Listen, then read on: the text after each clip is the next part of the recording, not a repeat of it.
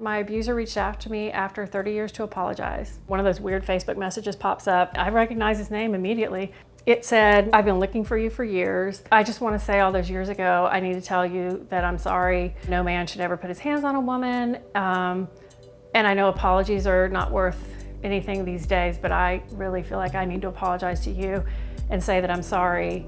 And it's haunted me for years. You were the first love of my life. And I hope that you can find a way to forgive me."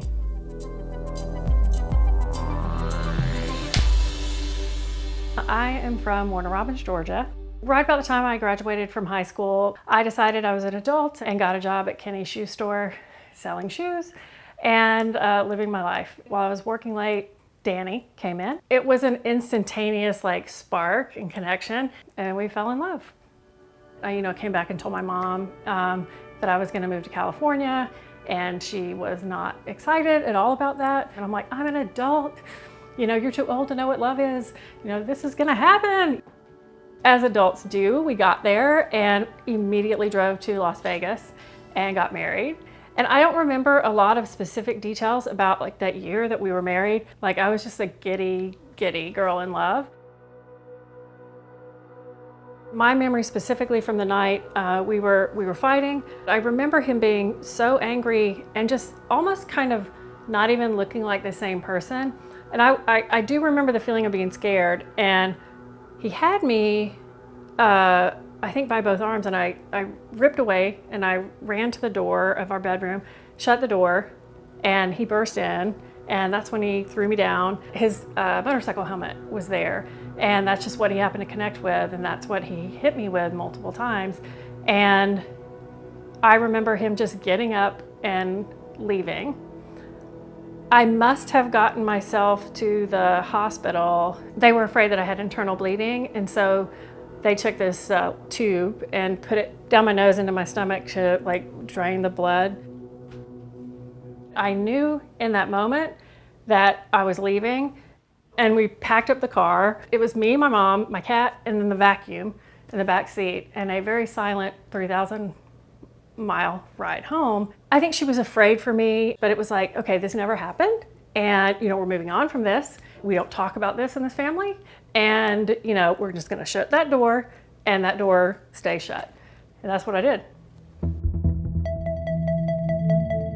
Over the years, where my memories come in are when I pull my credit report, and then that name was always on there. And then years ago, I moved out west to San Diego, and anytime I would drive past Camp Pendleton or drive past where we lived, I would be like, oh yeah, I lived there once, that's so weird. But never thought about the beating in that way. It's not like I did.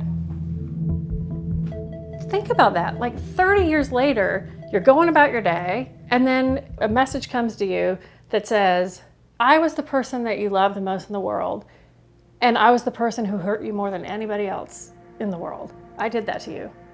I haven't forgotten about it, and I am finding you to tell you that I haven't forgotten about it, and I did it, and I acknowledge it.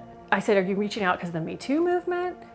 And he didn't know what that was. And he said, well, no, I've been looking for you. And he didn't remember all the details from it, but he remembered the look on my face that day. He remembered, throwing me down. He remembered those things. And I think as he's gotten older too, it's like he has kids. It's like something that continues to bubble up, kind of like when I would pull a credit report, whatever his, trigger memory is, where he's like, oh crap, I beat Donna, For Danny, like I said, he said he'd never thought he would change anybody's mind telling the story, and he might not.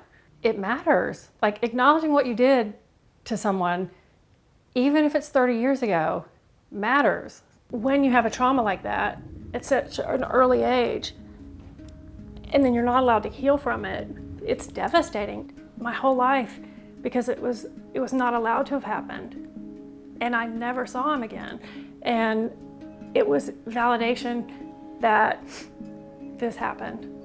And that's really healing.